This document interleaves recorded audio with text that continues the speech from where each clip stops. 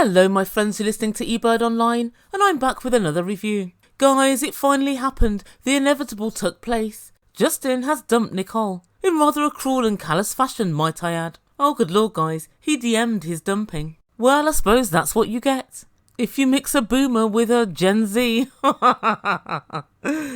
Okay guys, yes, that was a joke. I think he's more than likely a millennial. I mean, she's definitely a boomer.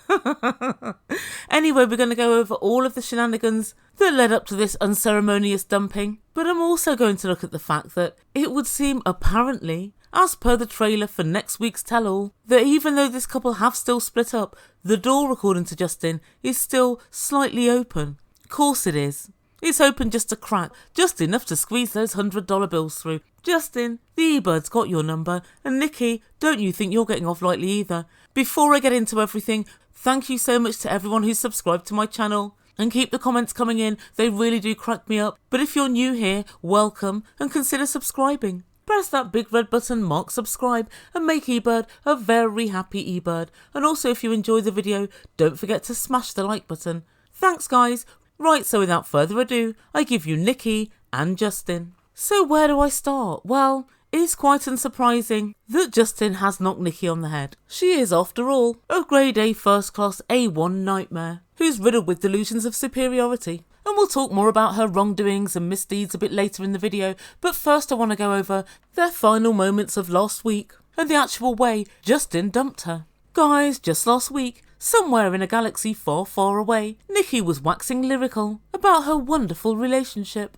We made love after the engagement celebration, so, I'm happy, my coochie's happy, his pee-pee's happy, he's happy, everybody's happy. So, I don't know, it's like everything is good. Guys, it's all great. Everybody's happy. Oh, wait 1 minute. Have we asked Justin if he's happy? Because last time we heard from him, he was talking about shagging other birds. I mean, Nikki tells us that Justin supported her and she feels comforted. But I have happened to notice that unless Nikki's comforted 4 times a night, she's about as warm as an Antarctic fucking winter. So I kind of feel like she should have seen this coming. And guys, I have to say, every time I see Nikki and Justin in private, and sometimes in public, she tries to, horseplay with him. And she's always pulling him onto the bed or pulling him onto the floor and trying to, force him into sexual contact. Sexual content, it would seem, he's unwilling to partake in. Okay, so Nikki packs, and the couple drive to the airport. Oh, and I nearly forgot, on the way to the airport, the couple stopped to say goodbye to Justin's mum. And she gave Nikki a massive bear hug, and she said next time you visit, I'd like it to be for a longer time. So, well, I guess it seems these two get on, but I guess they would. They're pretty much the same age. And at the risk of getting all Oedipus on everybody, when you look at Justin's mum, who does she remind you of? Look at her hair. It really does make you think. But I digress. Unsurprisingly, Nikki was very happy with the level of acceptance she had from both Justin's family and friends.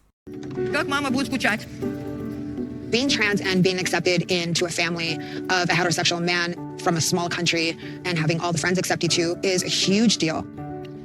So all of this acceptance made Nikki decide to ignore the fact that Justin doesn't find her sexually attractive and ignore the fact that it would seem as if their relationship, would seem as if he at least is fine and sexual. He seems to be in it for the cash. So back in the car on the way to the airport, Nikki lets Justin know, if you cheat on me again, I'll cut your pee-pee off. Oh, Nikki, that really would be cutting off your nose to spite your face. If you really want to threaten him, you should say, I'll force you to make love to me daily. Now that might keep him on the straight and narrow. Anyway, Justin tells us he wanted to spend much more time with Nikki. Oh, I wonder how much longer, Justin.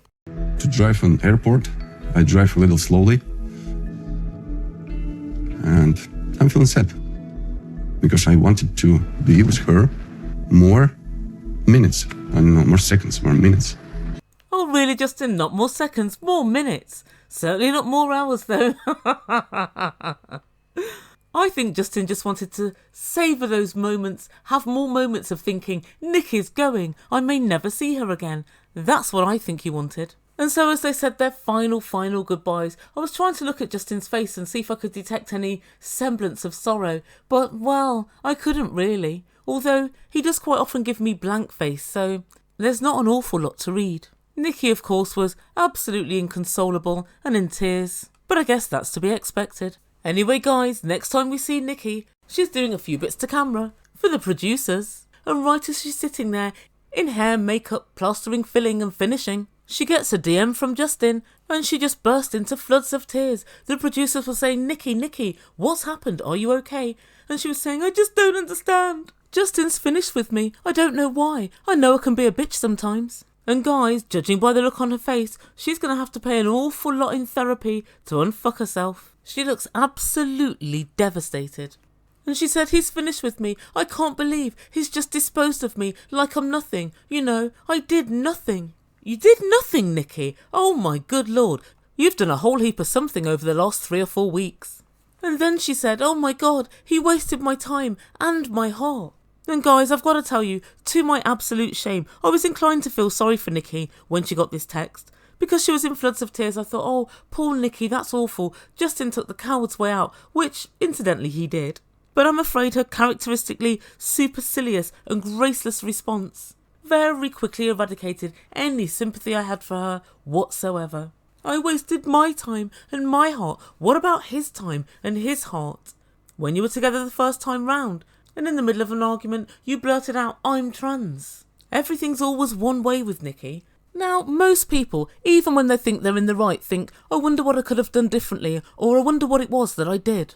Or perhaps I shouldn't have said this or done that, but Nikki never has this level of introspection. She only ever sees anything from her own point of view. She has the worst case of centration I've ever known. So anyway, TLC lets us know, producers asked her if she wanted to leave, but she said no, I want to tell my side of the story. So guys, basically she said that he hadn't had a job all of this time, so she's been supporting him. Interesting that she said job, so he kind of did have some sort of job, so it would seem, but she said she's been supporting him this whole time. And because of that, he rang her and said that his car had broken down and asked her for money. She refused, and they had a massive screaming argument, and they didn't speak for a week. She said this often happens, they often don't speak for a week, and she thought nothing of it. Well, I know one thing. I know that TLC pay, I don't know, a couple of grand per episode, but only to the American party. So was the money she was giving to Justin his half of that money? Or did he already have that half and she gave him extra money on top of that? We don't really know. I'd love to find out actually, and I'm very much hoping the tell-all will elucidate. Anyway, Nikki finally admits the following. You're using me. I mean, I went off, went from 0 to 1,000. Okay, fine. You may have went off from 0 to 2,000. Okay, fine. Not really okay, fine, Nikki. As we've spoken about before, this is a transactional relationship. Justin's very good looking. Nikki's older and she's got the money and the green card. That's the transaction. That is the swap. That's how your relationship has always been. And so if you're deciding, I now don't want to fulfill my side of the transaction with cash money, what other currency are you going to be using, Nikki? Pray tell. Anyway, Nikki divulges the contents of the DM. Discuss something very important with you, and I ask you to take that very seriously. Given all the circumstances, I have to come to the sad conclusion that our relationship cannot continue. I compromise and I sacrifice my own interests, shocking my parents and everyone around me, including my status and my dignity. Wait, what? Shocking my parents and everyone around me, including my status and my dignity? Oh dear, guys, it's a 1-2 flipperoo by the Ebird. This is as wrong as can be. Justin, you got on one knee, you asked this woman to marry you, you presented her with a ring, you had an engagement party. I know she sang, but anyway, you had the party. And it was all grins and all smiles. And now you're telling us, now you're telling her, you've had to sacrifice your dignity for her. I'm halfway hoping this is a miscommunication due to the fact it's his second or third language. But somehow I don't think so. I think he really does mean that. But this much is true. Every person is a valid person. Every person has the right to be treated with dignity. Even you, Big Ed. You didn't expect that now, did you? And so with that in mind, just because Nick is trans doesn't mean that you being with her sacrifices your dignity. All that's happened is society doesn't fully accept trans people at the moment, so you're having to fight against the tide. But if you consider that you've lost your dignity over it, you guys should just not be together.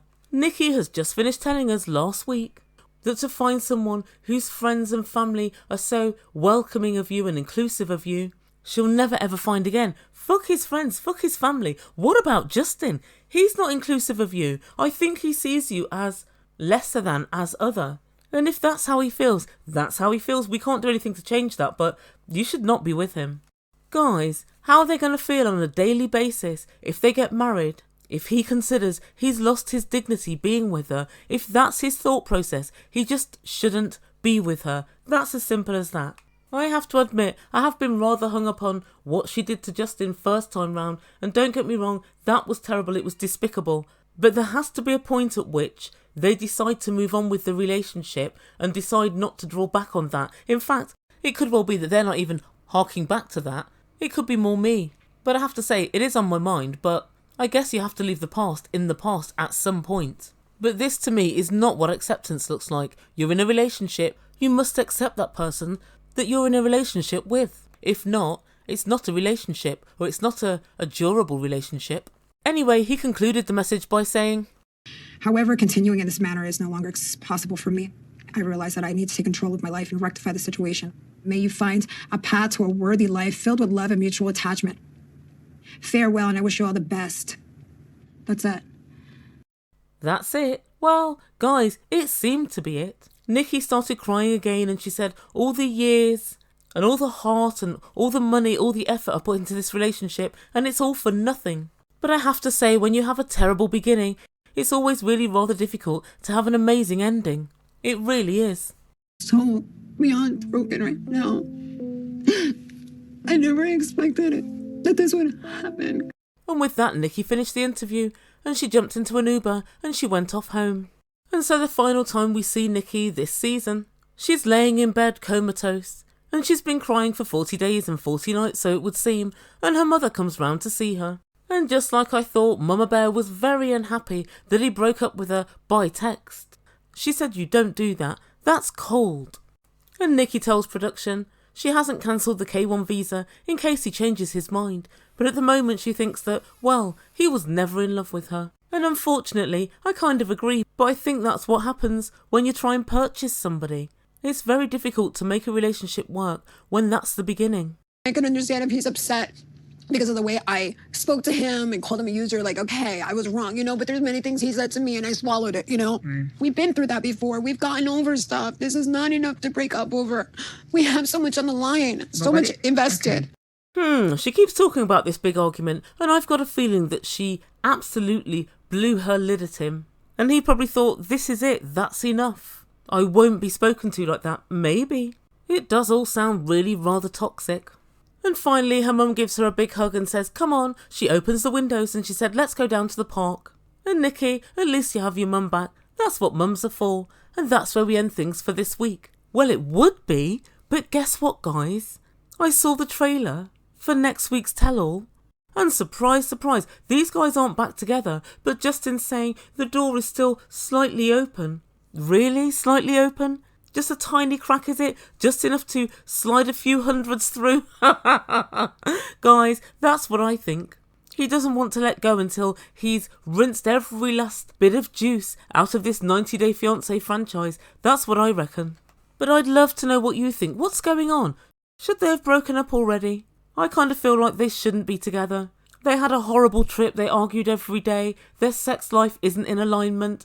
He said outright he doesn't really fancy her and would want to bring other people into the relationship. I just don't see it for these guys, I really don't. I have a feeling that he's done this whole big breakup thing very likely at a time when he knew she was going to be with production, because it's very funny the text arrived right at that moment. And so I think he sent a timely, we're finished text, possibly as a limelight grab, or very possibly to try and manage her, to try and really shake her up, to make her think, right, this could well be all off. And if I ask you for money for my car in future, you give it to me without question and without complaint. Maybe that's his angle. I definitely think there's more game to Justin than meets the eye, I really do. He's very camera ready and we never really see him do that many missteps. But because Nikki's so fiery and so emotional, she steals every scene. We focus on her and all of her wrongdoings. What about Justin? So guys, I'd love to know what you think. Please put your comments down below and I'll get on with my next video. Guys, thank you so much for listening. Like, subscribe, all of that good stuff. and I'll see you soon. You've been listening to Ebird Online, and I bid you good day.